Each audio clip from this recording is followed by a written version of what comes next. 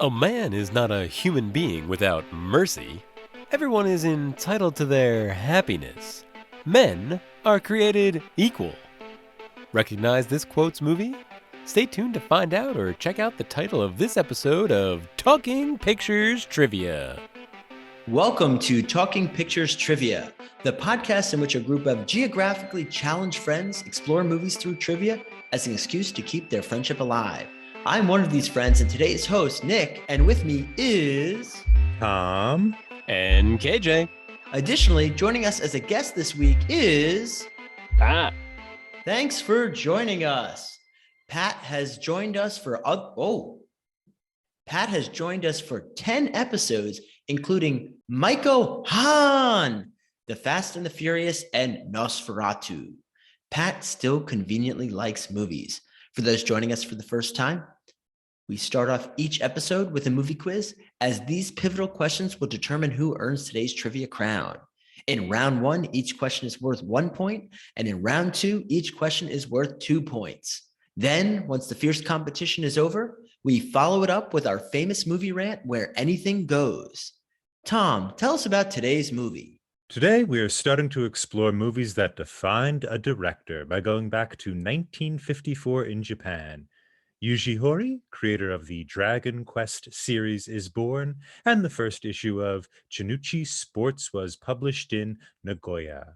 During all this, Kenji Mizoguchi's movie Sansho the Bailiff was released. Mizoguchi started his directing career in 1923 with Ai Yugimori High and directed 99 movies through the year 1956. In 1954, other movies that came out in Japan included the original Godzilla movie and Akira Kurosawa's Seven Samurai. I realized that movies that defined a director makes this somewhat a bad pick, since this was almost his last movie. It was very, very much towards the end of his career, but it seems to be the movie that traveled the best, in the sense that it kind of seems to pop up on famous lists and whatnot, lists of 100 or 1,000 great movies, things like that. And so it has a great deal of popularity. The plot of the movie actually follows this kind of very old oral tale that was published as a short story in 1915, a children's story by Mori Ogai. And it follows a governor who's lost his position due to extending what looks to be rights or some kind of benefit to peasants. And his children and wife have been cast out. He's in exile and they are cast out. They end up getting captured. His wife gets sent into prostitution and his children are put on the slave market. They're purchased by Sansho the Bailiff, who is a man who runs a kind of, I would call it a plantation, but it's a space of like multiple industries that he's running. And during all of this, the children grow up and they have to figure out how to survive in this environment, possibly how to escape and how to keep their humanity despite the deprivation of slavery. Nick, if you had only one word to describe Sansho the Bailiff, what would it be? Eventually... KJ? Shinobue. Pat? Traumatizing.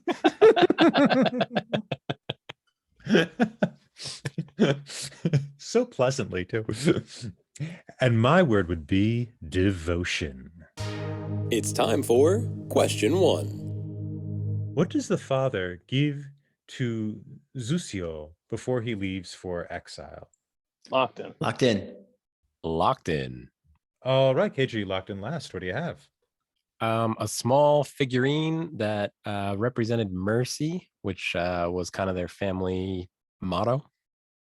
Okay, thank you. Nick, what do you have? It was a container that contained a small statue. All right, and Pat, what do you have? Yeah, I was going to say the Statue of Mercy. Statue of the Goddess of Mercy. Very good. Yeah, it was the Bodhisattva, the Goddess of Mercy. All right, and break this question forward to talk about the main conflict, the what's going on in the movie, and especially this sort of transcendent idea of mercy, that and the way you treat people, that carries through, from obviously from the beginning to end, that also modernizes this rather old tale. And what's interesting is the short story this is based on, the children's book it's based on, doesn't have any of this. No iteration of the tale of Sancho the Bailiff features this scene or these scenes with him being exiled for being so good to the peasants, or giving or kind of teaching his children these mantras about mercy. Although the figurine remains, there's usually a figurine in these stories. But I was wondering what people thought of that kind of opening, and the weird context of putting that kind of modern idea in this older period. I find that intriguing that they made that all up, because that seemed to be the major theme or plot device throughout this film. So that's the first time I've heard of that. So it kind of caught me off guard when you said that. But it doesn't surprise me, because at least and as I said, when I was watching it, I sort of thought it was going to be a very much like a sort of a celebration of an older time. That's sort of what it felt like in the beginning, was that it was going to be a celebration of an older time, which it's not. But and I remember when they sort of were going through that mercy thing, I thought, well, this is clearly anachronistic to some extent. Like just the way that that his father behaves as governor. I mean, I know at least European medieval history pretty well, and that would have been a pretty anachronistic idea to that extent. I had the same thing, Pat, though. It was very like forward thinking. Yeah, it was time almost period. And even just the way that it was sort of spoken, because like I'm actually reading for like a medieval epic, like a Norwegian medieval epic, and there is sort of like a character who's kind of like that, like he's kind to his peasants, but he's still like, you have to do your, like they still have to do their duties, they'll do their things at the end of the day. And so this governor did strike me as sort of like, well, this is somewhat anachronistic. So it is interesting to hear that, because that makes sense. And in some ways, my guess is the theme was there. It's just the film makes it very explicit. That would be my guess, especially if they have like this statue of the goddess of mercy. It's implied that that's supposed to be partly there. But this was very explicit as to sort of what the theme was, which did seem anachronistic. Yeah, it seems to go to the point you made last week when we were doing first impressions of this kind of like it coming out after World War II makes a lot of sense. And it coming out kind of before the miracle of the 1960s that occurred in Japan, where there's this kind of like, treat your workers well and we'll have economic success. And I don't know if their economic success in the 60s was a credit to that, but that sort of thing was in the air. Kind of speaks to this as a, very much a using the past to sort of figure the present type situation. What struck me is that there's at least a few, and I can't even remember exactly what the phrases were, but there was a few phrases that they used that I thought, if these sound very American phrases, and that was why I was thinking from it, and I can't, maybe you've probably more familiar with it, but at least there was a number of phrases that struck me as very American, and I thought they must have taken, the all men are created equal. They clearly took this from sort of occupation stuff, which is fascinating stuff, that this is being leaked into a medieval feudal epic, like, or it's a really weird thing going on. Yeah, it's really cool. And it's also a Japanese, it's also a Japanese oral tradition epic that itself is handed down. I mean, the story itself it's like 500 years old, if not older. Like, it was really popular in like the early 17th century. So the fact that they're using this like Japanese thing to make and kind of fusing it with these sort of, I guess we could think of as Western ideas of individual rights, is really interesting. Since none of us are fluent in Japanese, do you think that was also due to translation, or would have read that way in Japanese? I can't imagine it would translate so differently as to not mean all men are created equal, like something along those lines. You know And what I I mean? think Criterion would have fixed that if it was Mm-hmm. relatively mistranslated. Yeah. I agree, though. Some of those lines were very like Western, if you will. Yeah. So Tom, did you get a chance to actually either read or find the original tale? Do we know what the moral was in the original tale? Was it mercy and they just punctuated it in the film, or Yeah, so it's I mean, it's a little hard to say because the original is oral, so it's not anywhere. There is the older version that somebody recorded by an anthropologist, which I want to say is like 1603, something like that. And in that, it really I don't know if it's mercy. The original tale, so the oldest version they have is only has the female character. Um Sanso is there, but he's sort of an infant, and Anju is the person of interest, and she's fighting a version of Sanso, but he's her father, and he's torturing her on a mountain. And it's all about how she transcended being tortured to become a goddess of the mountain. And so Sounds like pretty much the same movie. yeah? Imagine if you woke up to that, Pat. Yeah. Was there a one ring to rule them all? Or Yeah. What? It's time for question 2. How much do the children cost? Locked in. Locked in. Locked in, but I have no idea. Well, you got to go. What do you got? For Rio. Okay. Nick, what do you got? 300 Japanese units, whatever the units were. Okay. And Pat, what do you have? 4.5 silver pieces each. 8 if you buy both, but Sancho buys them for 7. Oh, okay. So I'll give Pat the points because Wow. yes, it was 7 silver pieces. Yeah. Very good. All right. So let's talk about the slavery, the things that lead up to the slavery and what happened to, and our title character himself, Sancho. Do you mean when the priestess came to their rescue in the woods? She's like, "Oh yeah, make sure. Are there any other men with you?" "Oh no, I can't hold men." That's but as long yeah. Not to be the guy who did the extra credit reading, but in the book, that the children's book and in other editions of this, it's actually a sailor who comes, and the director deliberately changed it to a female priest, and so the kind of his relationship to religion in this, I think, is also very interesting and more complicated than like the earlier editions. Yeah, but that I thought was an interesting change to make it a priest instead of just like some guy. Seems pretty telling.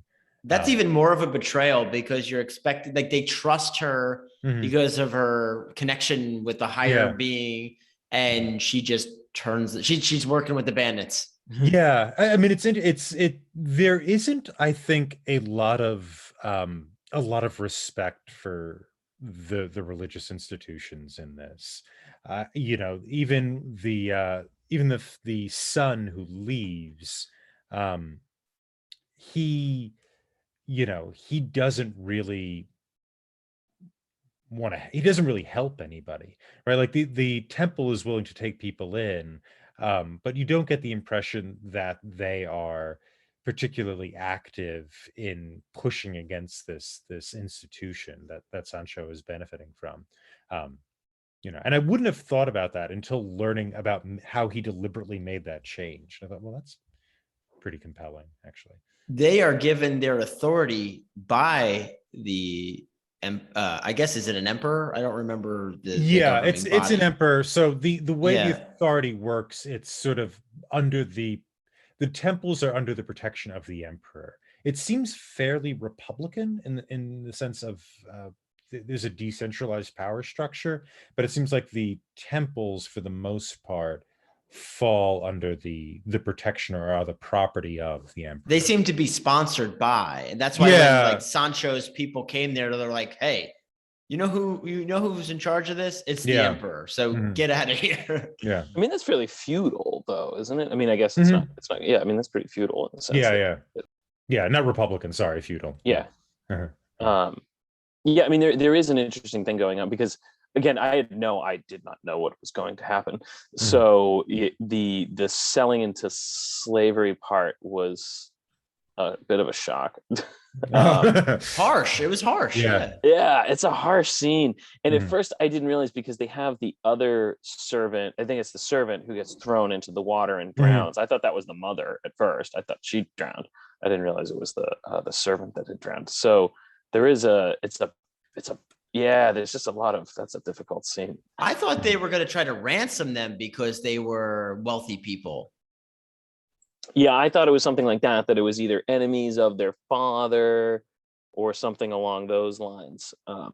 That was what I thought was going on, but obviously I was not correct. But So they made an animated movie based on this movie a few years later, and I watched it, but unfortunately the only version I could find was the one released in the US, which had 7 minutes cut.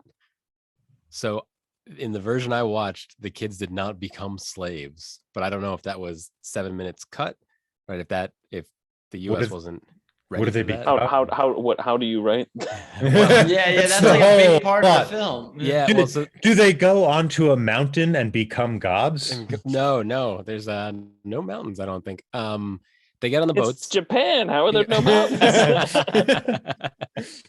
They get on the boats, and after the kids get off the boats, mermaids come and drown the slavers that are on the boats. There's a lot of animals singing and stuff in this version. And then they kind of cut to the kids walking around, and then eventually they just cut to like the kids fighting Sancho and Zushio getting free. So, but there was no hard work or labor. Well, there was a quick scene of hard labor, but there was definitely no. Why were they fighting Sancho then? Sancho seems kind of innocent. No, did Sancho have his mother? The mother went on a different boat. They're just fighting sometimes? I think I just made a new edit to make it actually work. But yeah, that's so I don't know if it was cut and that's why it didn't make sense, or I'm not sure. Do we know was the slavery in the original oral version? It varies. So again, the homework pays off. The Sancho, his name. Nerd. Yeah. Sancho, look who's talking. Yeah, Sancho. The name actually comes from Sanjo. Sanjo is what it means is not original, and that was a place in feudal Japan where it was kind of, let's say, if there's a temple, the Sanjo would be like an imitation of that. They would have some of the powers, but wouldn't be that place. And like lepers and non-desirables would go there for protection or food, but consequently were treated rather poorly. They're treated quite harshly. And so the belief is that the story of slavery and why his name is Sancho is that that's etymologically connected to the Sanjo, these places where people were treated as if they were cattle. In terms of the history of slavery in the 11th century, that's, I think, where you began to see, the 10th century and forward. This is the Heian period, Haean, if I'm saying that correctly. And what you saw there was Japan modeling the Tang Dynasty of China, divided up classes and whatnot, and there was a lower class and that had 5 subclasses, and the bottom 2 classes, about 10% of the population, were slaves. And so, yeah, slavery was kind of part of the book, and it's part of a lot of these oral traditions, and it seems like it's directly connected to this period when people were treated either directly as slaves or almost as slaves. At the end of round 1, we have Pat in the lead with 2 points, and Nick and KJ are right behind, tied with 1. We will see you after these messages. Hello, and welcome back to B-Side. Finally, It is B-Side. Today we're going to be talking about Close Encounters of the Third Kind. We're going to be discussing the famous W.F. Murnau film from 1927, Sunrise. The Icelandic movie from 2015, Rams. Juzo Itami's 1985 picture, Tampopo. And today I'm going to be talking about a good old film that we just covered, and this is 1984's Ghostbusters. Talking Pictures Trivia B-Side, wherever you listen to Talking Pictures Trivia. And we're back. Pat, we're at the critical point of our episode where we ask the guest a key question. If you could write your own sequel for Sansho the Bailiff, what would be the plot? This movie should not be remade out of a sequel. This would be like, as I watched this movie, the thing that came to my mind was this is like Requiem for a Dream. This would be like having a sequel for Requiem for a Dream. Like, it would be horrible. This is the feudal version of Requiem for a Dream. You can't make a sequel. You're not even gonna try? I mean, of course you have to try. It's it's Hollywood. You gotta make money. So if you're gonna It's Hollywood. That's I mean, I'm assuming this is, if we're making a sequel to this movie, it's clearly Hollywood that's doing it. I gotcha. So yeah. No one else would make a sequel to this film. So if Hollywood is doing it, because my big question is because they sort of send Sancho off at the end, but what actually sort of happens to him? So I could totally see a new version of this where Sancho rebuilds his slave empire, and they have to come back with the blind mother, and there's going to be something, somehow the blind mother is going to have like some impossible shot. She's going to have like a bow shot, or like she's probably going to be the one who kills Sancho at the end, with some sort of like spiritual psychic spear shot through the air, and she will kill Sancho. So that's what I'm going to go with for now. It's going to be a terrible movie. Yeah, because she doesn't know Sancho, right? This is her introduction to him. Yeah, but Sancho... She doesn't need to know him anyway. Hold on, I got this. Sancho led to the death of her daughter, okay? So it's a revenge. The imprisonment and all of those years of torment for her son. So she's been building up all of these resentments. It's like Death Wish. That's the sequel. It's Sancho the Bailiff, Death Wish. Are we going to call it Tamaki the Bailiff? I was going to say that's not a joke that I get, because I do. Yeah, she sort of becomes, it's like Gone with the Wind, where she's like, I'll never be hungry again, and so she formed horrible empire. While you were thinking about the answer to this, I was thinking what I would say for a potential plot. It's probably sequel. A better answer than the one I gave.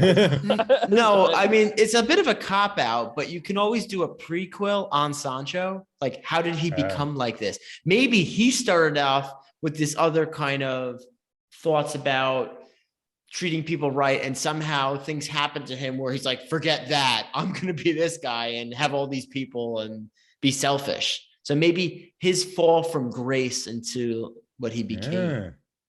And he was like, I'm going to grow a beard that makes me look like Pinhead. And I'm going to go with...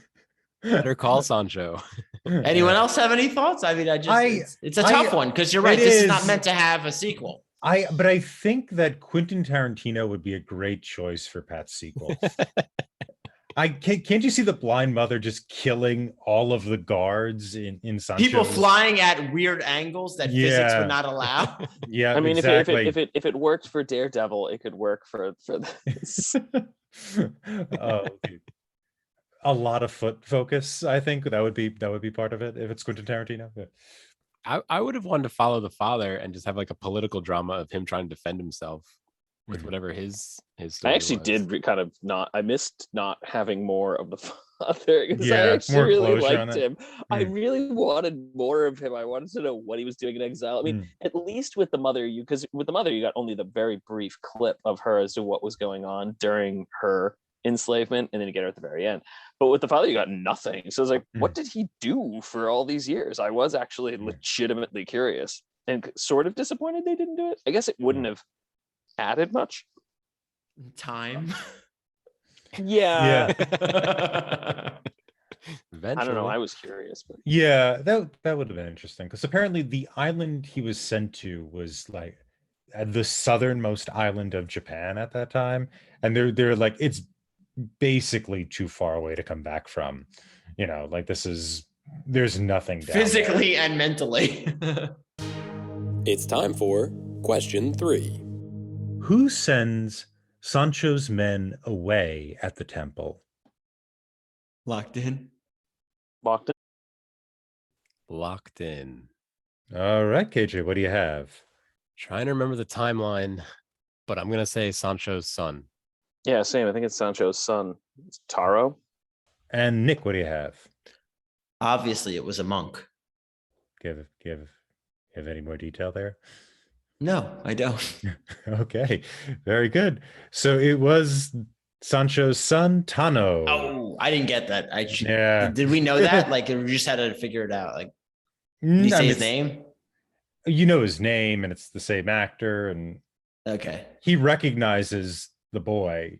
Oh, okay. Because I didn't know that, because I was actually completely baffled as to why this priest was so much talking to him until I looked it up later and was like, yeah, I didn't get that was from the flow. son. I did not recognize him. Did you, KJ, on first watch? Yes, I did. Okay. But it was confusing because again, the timeline, I'm trying to remember when that happened, right? Because he was at the slave camp and then he was at the temple, and they don't show the transition. They just show that he's not a good slaver. Yeah, the last thing Taro does is he puts the hay over the children. And then he says, try and be safe. And then you see him leave. And he's going at the fence, and they're like, where are you going? He's like, it's none of your business. And I remember that, but I never made the connection that was the guy in the monastery. Mm-hmm. Yeah, it's the same. Because he also gives them their names, right? There's this idea of like, oh crap, these people are royal. Like, he knows based upon this I actually had to look up, but based upon the way they speak, the way their register. He says that though. He says you don't speak like a peasant. Oh, okay. Yeah. Yeah. It's just they use the word like father or something, and that triggers them. Yeah. Mm-hmm. Yeah, and that apparently is a specific Japanese word. Like if you were a peasant, you would use this word. I don't remember what the word I is. totally missed that he was the guy in the monastery. I have no idea how I missed that. Yeah, but and he renames them, which is also a different thing. In the book, Sancho renames them and gives them different names. And in the book, it's also, he's gone already. Like Taro has already left. But I again, another change, and I thought that was interesting. And I thought his role relative to this kind of theme of mercy and his cross between being actually on the quote unquote plantation on the work area and also being in the temple. I thought all of that was interesting. So I was wondering what people thought of that character. I thought just because when they sort of do the 10 years later, because I was wondering, I'm like, oh, where is he at this point? Because he is sort of the interesting character that they introduced, especially early on. And he wasn't there. So I was completely baffled. And that was actually partially why, like, after I watched the movie, I'm like, whatever happened to him? They just dropped him entirely. And then I was like, oh, he was the guy at the temple. I did not notice that, because he's dressed entirely differently. He doesn't talk even remotely the same. Like everything about him is very, very, very, very different. So that's why I didn't get it. At least I felt like. But there is a fascinating thing about that he does actually choose to leave, which I guess to your point, Tom, which I think is, you're talking about sort of religion in the beginning, that he is an interesting sort of like, he's the anti of the priestess in the beginning, where, he actually does at least help them. And there is an interesting aspect, at least, of religion throughout, because one of the other things I thought was fascinating is the fact that he goes to each location in order to sort of, where each of his family members dies in order to pray for them. So he goes to the father where the father is buried, and sort of there's a number of peasants sort of talking about the fact that they're like, well, what a good dutiful son. And then he obviously goes to where his sister died, and then he goes, actually, when he finds out that his mother is dead, and he says, okay, well, I have to go. I have to go pray where she died, and he goes, and that's the only reason he finds her, is because he actually chose to follow his faith and his religion. If he doesn't do that, he never finds his mother. There's actually an interesting element of that, which there certainly is an indication of a distrust of authoritative religion, but there is sort of an aspect that without it, he doesn't get ultimately at the end what he wants. If he doesn't actually follow what he thinks is his faith, he doesn't actually, he loses. He will not find his mother.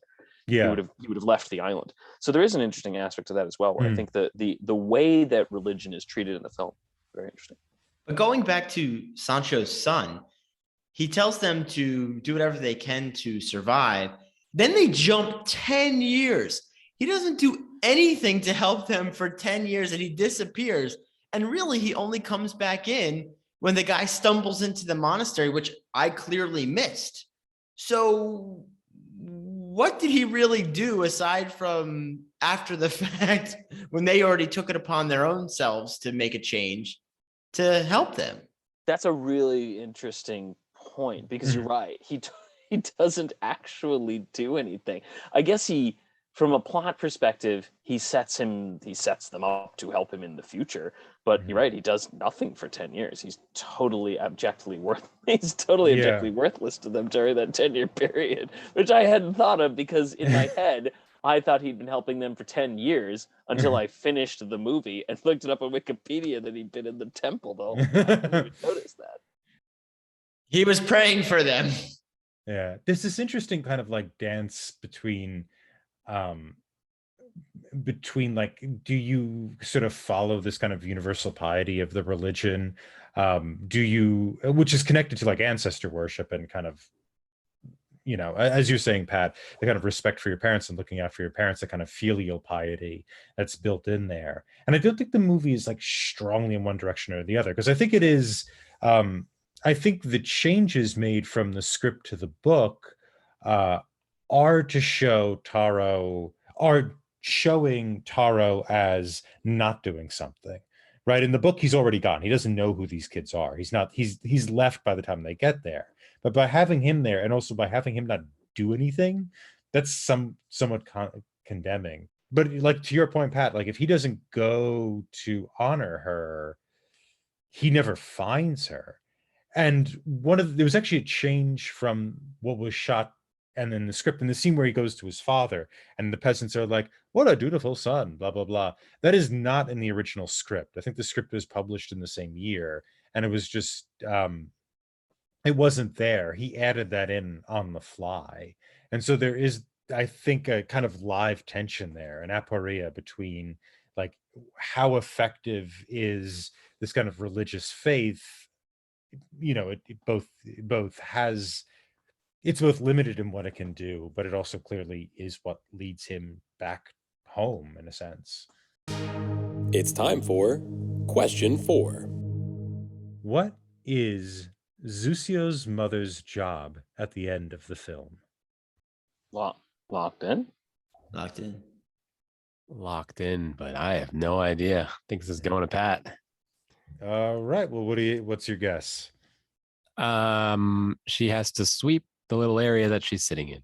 She has to sing a very sad song over and over again while the guy on the shore farms seaweed.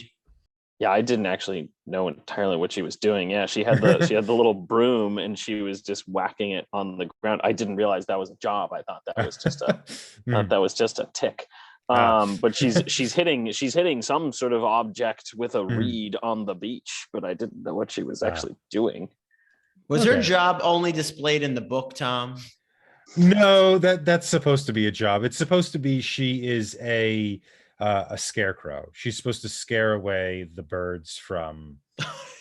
Really? Oh, I didn't get that at all. I had seaweed. No idea what she was doing. I had no idea what she was doing.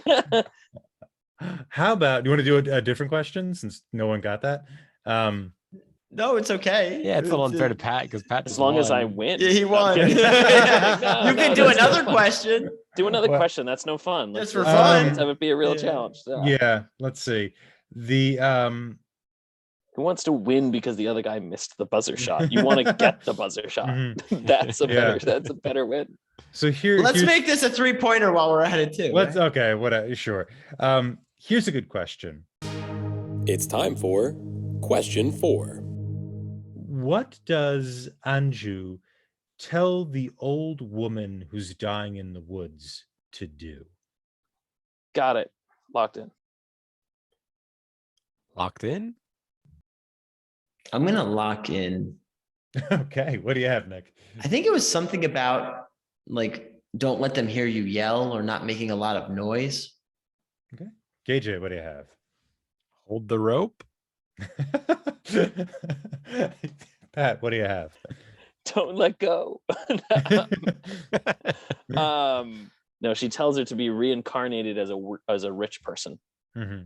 Yeah, to be reincarnated in a good, like resurrected in a good family. Yep, that's it. Does Andrew tell her to do that, or the other old woman? I thought from Anju the told gate? her. No, Okay. She definitely tells Okay. her. Mhm. Okay. Yeah, I can't verify. because I thought it was only Anju.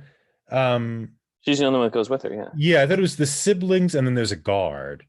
The old woman at the gate doesn't leave, right? She ends up agreeing to get tied up. Right. She screams, "Come back as a rich person." No, Anju says that to her, like as she's giving her the rope. Okay. Okay, well, I feel reasonably I'm looking it up. confident I'm looking it up. yeah.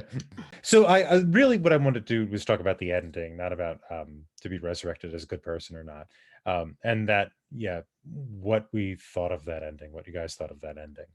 It had great symmetry, right? The movie starts with the family Yep. and the mom. Mhm. They get split up, and then it kind of comes back together. So it had good symmetry. Yeah, good symmetry. Yeah, and it's actually the shot at the end moving left is supposed to echo a shot in the beginning of the movie moving to the right. So there actually is this kind of sense of parallel shots going back and forth that are apparently planted in the movie. And so, you keep rewatching it, you kind of see these parallels. Like the building of the shelter is another one where when they're on the, that type of thing is another parallel he does. And the branch, when they pull the branch, I guess that is the building of the shelter. That branch pull down when they do that together. Yep. Yeah. So it's always, that kind of stuff is throughout the movie. It is very parallel. The issue that I sort of had is, number one, he fairly quickly goes from being a guy who brands an old man in the head to being a man who literally the only thing it took was basically them breaking that branch together and saying, wasn't this like the time that we did this? It felt like a very artificial turn. Again, knowing nothing about it, I assumed it was like, oh, is he gonna like kill Sansho and become Sancho the Bailiff? Kind of what I assumed was going to happen at that point. The way that it seemed to have been a much more natural progression than what ended up happening. So I did have issues with that sort of transition. The other issue I had with the transition was I didn't totally get why he gave up being governor, because they sort of say that it's like, oh, I gave up being governor so that I could follow father's advice. And I was like, well, I understand why you freed the slaves, but effectively you freed them and then left, which means the next dude's just going to undo it. Like it felt like a very sort of kind of weird solution to that problem. I think he would have been killed almost immediately if he had remained governor, because he went against the guy that ordained him. Right? The guy that ordained him, like, very directly said, don't do this. So I think I'm going to do it anyway. Right. Yeah. I think he was protecting himself in some strange, honorable way. Like they couldn't kill him anymore because he was governor. Fair enough. Yeah. My understanding when I looked that up was that if you defy the emperor, that's kind of what you do. Like it's like you can defy the emperor once, and then you have to retire. Yeah. You sort of have to. Screw you, emperor! I quit. Yeah, you kind of have to resign, right? It's like Yeah, That that makes seems to be the tradition. sense. Kind of, yeah. That makes sense. I guess I just didn't understand why they couldn't just, the next emperor or next governor couldn't just undo it. Couldn't just undo it. Mhm. Because that was, I guess, what it almost seemed like, and I don't know the conventions of this particular type of story. That might just be the way that this particular type of story works. But the way that the story felt was just like you made a temporary victory that's very rapidly going to be undone. So effectively, you did nothing other than make yourself feel better. I did have an issue with that particular aspect of it, but that's not the way the film wants you to read it very clearly. So it's sort of like, well, I guess I have to ignore that because that's not the way the film is teaching me to read this. Yeah, I wonder though, in you saying this, if it's like supposed to be this victory, because even when the slaves get free, like it immediately turns into kind of like they're burning things down and and that was things. going to be my movie rant kind of point, Mhm. which we can talk about now. We can go into it. Should we just introduce movie rant? Well, hang on, guys, because I almost have the answer. So let me at least text you this. Am I wrong? Unless it's repeated, I haven't gotten there yet. So the old lady definitely says it from the fence. Yeah. And now I'm just. But I could have sworn she said not be reincarnated to a good family. I could have sworn that she says be reincarnated to a rich family. That's the second screenshot I just sent. It's not her. I just could have sworn that she said it to her too. I'm gonna send you guys one more screenshot. You're like I could have slow sworn rolling she it. asked her. Here is what Anju says to the lady. I could have sworn Anju said it too. Hold the rope. Oh. All right. KJ wins. Very good. We literally had to see the videotape. Yeah, it was down to the buzzer. Oh, looks like KJ has it. Oh, very good. We literally had to get the ref in to view the tape. Yeah. Audience at home, I'll just describe these screenshots for you real quick. I was a little confused about Tom's answer and the results, so I went back and there's a screenshot of the lady that they didn't let leave start screaming about being born into a good family, and then I got real lucky. I remembered the rope, but the actual subtitle is Andrew saying "Hold it tight," referring to the rope. It's time for Movie Rant. Why is this movie called Sancho the Bailiff? The one thing is it's the connection to history, right? That's like the name that kind of gets carried down, and you can adapt it to different media by virtue of people recognizing that. I think it's also like it's about cruelty and mercy, and he is the most binary character in the sense of that he kind of embodies the entire one side of that spectrum more than anyone else. I mean, we can make the argument that Anjo is the most merciful person there, but she's also has almost no agency, right? So Sancho seems to have both the agency as well as he has that kind of Manichaean evil there. So that would be my reason why it's named for the bailiff.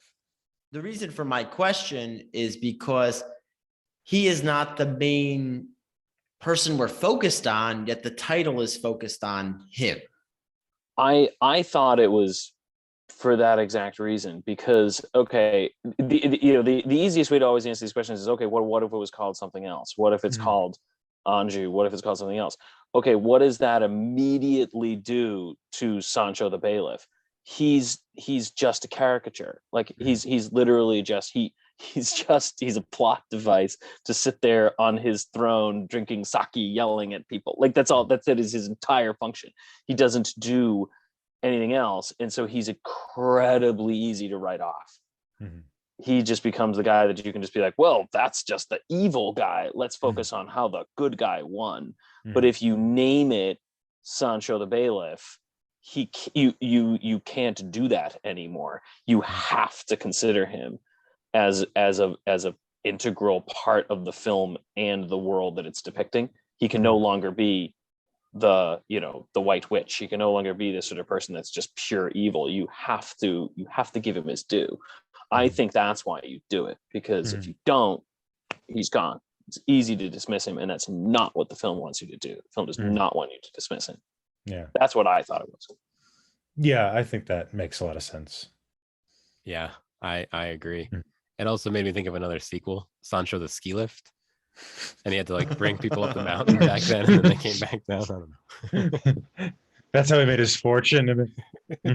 I was thinking when we were going to do our one word things, I was going to be like hilarious, and then be like, I thought it was Sancho Panza. I watched a version of Don Quixote.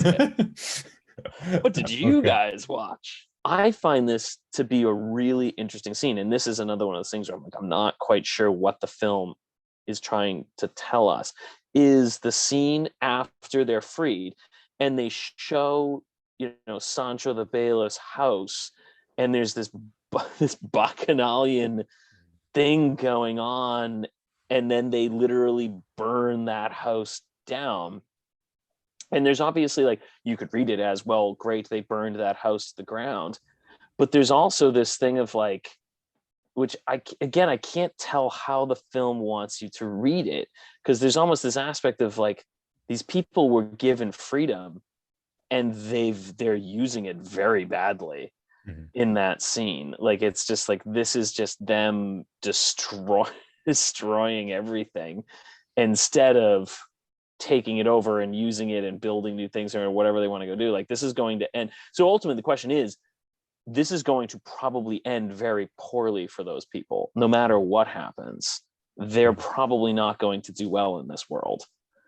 So there's sort of a question that gets raised about that. And I don't think the film is offering an answer either way, but it's a really problematic scene, I think. And it totally, it's not the Death Star going off and the Ewoks dancing under fireworks. Like, that's not what happens at the end of the film. It's really, you realize they ate some of those stormtroopers. Okay, that's a tangent. Yeah, exactly. Yeah. Well, they were going to eat the people. Clearly, we've established that the Ewoks were cannibals. This is not like. Well, they don't need other Ewoks. They don't need. I suppose it's true. They're not cannibals, but they clearly will eat, sentient beings. Yeah. This the moon of Endor is not a place you want to get stranded.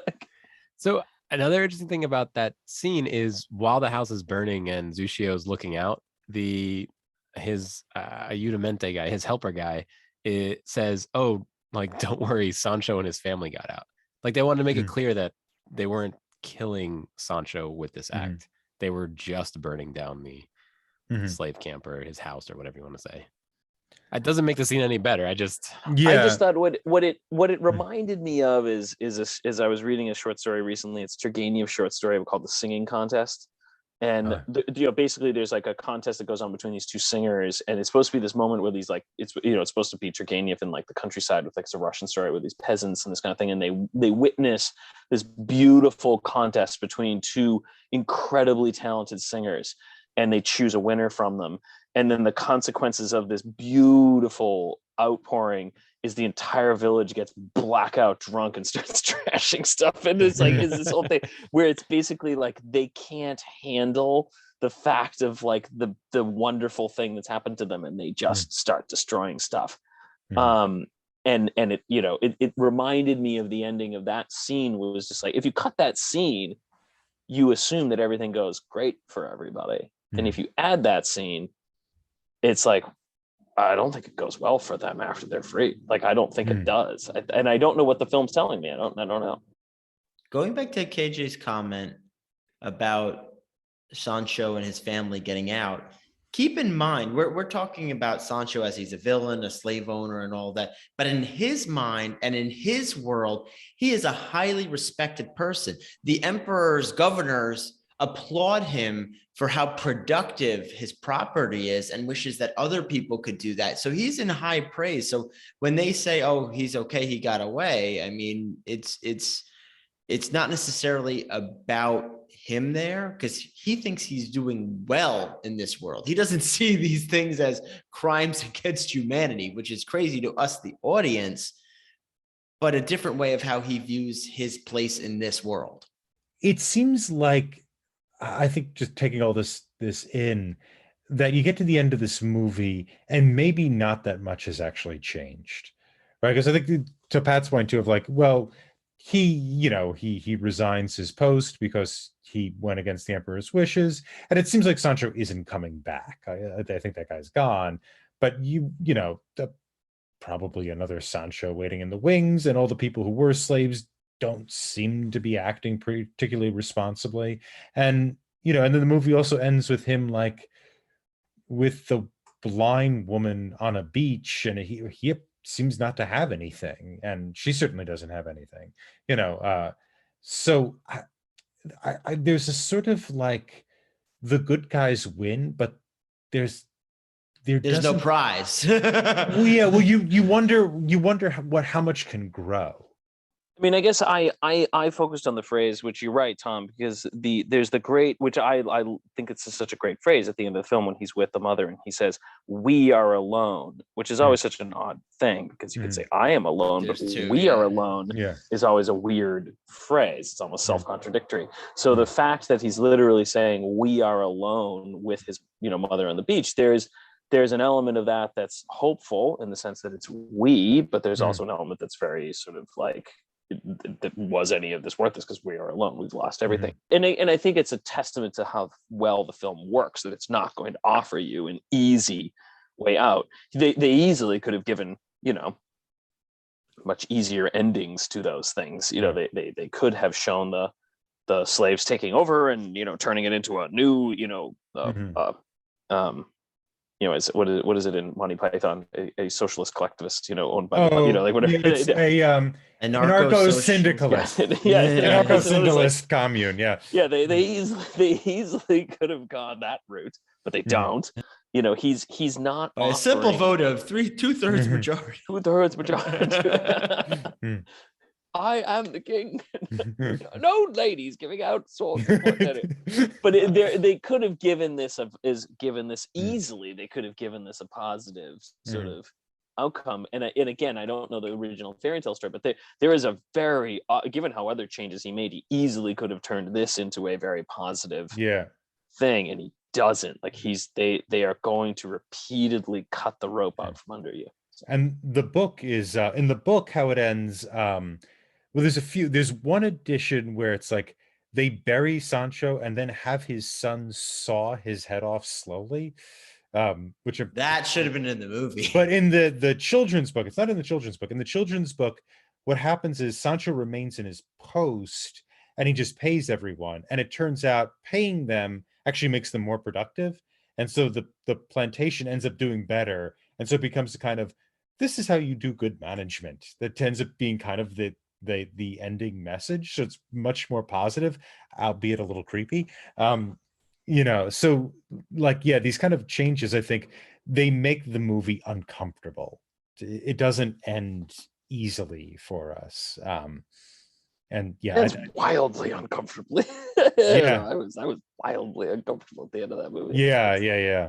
So one other thing I wanted to mention is there's things in this movie that I have seen in video games that I did not relate back to this movie, and I think the intended audience of the video games would have. So in a game called Muramasa the Demon Blade, you're traversing Japan, and there is a few spots where there's these two boatmen, and you could get in the boat to quickly get from one side of Japan to the other. And when I was playing, I was like, oh, it's just boatmen. Like, I just hop in the boat. But the way it's framed and everything in the game, I think a Japanese player would have hesitated if they had known this fairy tale and this because maybe there's danger here. Did the bandits do anything to you in the video game? I never took the boat because it costs like because 15. You were afraid. I was afraid. I was subconsciously. I knew. Another one in Dragon Quest V, the game starts. You're with your dad. You're adventuring, and then you get enslaved, and your dad gets killed. So again, I think that would have meant more if this movie or this tale had been in my head. And then finally, we've all played Zelda, right? Everybody. I don't know, Pat, if you're a Zelda guy, but yeah, I know them. But in Zelda, we break the signs all the time. I wonder if that was influenced from these, like the signs breaking in this movie were exactly yeah, right. That was the Super Nintendo one. Oh no, that's a Link to the Past. I totally Link to the Past has that, and which one is it's in season or the Oracle of Ages and Oracle of Time, you get a ring if you break a certain number of signs. Nice. Um, So that's all I had. Just a fun. Now I suddenly actually that whole sequence of breaking signs makes more sense. Now it's like, oh, that's what was going on with those. It was it was a descendant of Link or an ascendant of Link. They were getting little rings for their sign breaking. I hope there's 12 more. Yeah. I'd like to once again congratulate our winner of the week, KJ, taking it to the videotape in order to secure this victory. Overturning the call on the field. No. And just to be fair, everybody, Pat won in the first 4 questions. No, we can't. This is not how it works. It's like he said play it forward, we play it forward. Yeah, we keep going. We keep going. Co-champions will watch the sequel and have a rematch. Co-champions here, but in the record books, KJ champion. You can find more of our content wherever you listen to podcasts, on our YouTube channel, Twitter @Talking Studios, and our website, talkingpicturestrivia.com. We're extremely grateful to all those who subscribe, like, follow, and leave a review. Do you think Sushio made the right decision as governor? Why or why not? Let us know on Twitter, talkingpicturestrivia@gmail.com, or give us a call at 201-467-8679.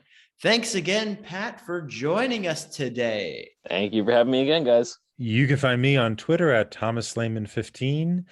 And our B-side is back. KJ and I recorded a B-side. I don't exactly know when it's going to be out. Probably pretty close to this episode, one would hope. But it's on what makes something a canon? What establishes a canon? So if you want an answer to that question, you'll probably have to do some research. I don't know if we come to a conclusion, but it's an interesting conversation nonetheless. You can find me on Twitter @KJ10001000. I can also be found on Twitter @TheNicknamed. Join us next time when we continue our discussion about movies that defined directors when we discuss my recommendation from 1994, Clerks. Stay tuned for our first impressions of this film. Ding, ding, ding, ding, ding. Next week, we'll be discussing Clerks. Tom, how was your watch? I saw Clerks actually in the 90s, which is the ideal decade to see Clerks. If you have to see Clerks in one decade, I would say see it in the 1990s. And I was in the 8th grade when I saw it, and I think I recommended it to you, Nick, if I remember correctly. We watched it at your house, and that's going to be my first impression. So okay. I won't spoil that then. And I probably don't remember it as clearly as you. I will say in rewatch, whatever my first impression was, I think I loved it just because of the grittiness of it and the fact that as a New Jersey resident or a former New Jersey resident, one of ours had managed to, with almost nothing, make a movie that captured the attention of the country, as well as I think kind of a sort of zeitgeist at the time. In rewatching it, I was less impressed with it, obviously. However, I have to say the gumption to make the movie, as well as like the spirit of the time, right? There is this like really kind of grunge, post-grunge 90s attitude that the movie really does capture well. I recognize people in this movie from my own life. I have felt like I was in the state of Dante several times, unfortunately. And so I think that the joy of this movie isn't in the writing or the acting. The acting is actually pretty lousy, but in how much of this movie I was able to recognize in myself, as well as the kind of balls out, get it done attitude of Kevin Smith. How about you, Nick? Well, as I started to say, I vividly remember my first watch of this because you brought it to my attention. We definitely watched this on VHS at your house. And I was going to say it had to be middle school. So we were at the ideal time frame and very influential and feeling the angst of life as we are maturing. And this was the first film that I realized not everything is in like a movie theater and polished. I really didn't know much about independent films or anything like that. Now, I won't call this technically an artsy film, but it does have a different feel to it. And one of the things I also wanted to explore when we go over this next week, especially since our guests are not New Jersey natives, was this just a New Jersey thing? Like, did we? And then when I found out in life that it was more part of the zeitgeist, I was actually kind of surprised. I thought this was just like a little something we had, but it turned out to be so much bigger. My rewatch was interesting because I had no clue how I would feel about this film at this stage of my life. Many things have changed, and I don't think I necessarily connected as much as when I first watched it, but it was nice to go back down memory lane, and I'll save the rest for the episode. Yeah. What is Shinobi? Shinobue is the flute, Shinobu. the high-pitched flute. Oh, that the irritated me the whole movie. yeah, it's actually, that's really interesting. Do you know where that comes from? No. Oh, okay. It comes from Gagaku court music of the 9th century. And it's Obviously, KJ. well, I well, thought it was cool. yeah. No, it's Piercing. it's actually traditional court music from that time period. And the guy who wrote the music, whose name I forgot, but that's fine. He also worked on Seven Samurai. He ended up being a collaborator with Kurosawa. Hayasaka. He is combining that court music from the time period with like Western stuff. So it's always, the movie is always those two things clashing in the soundtrack. But Definitely anyway, sorry. clashing. Yep, absolutely.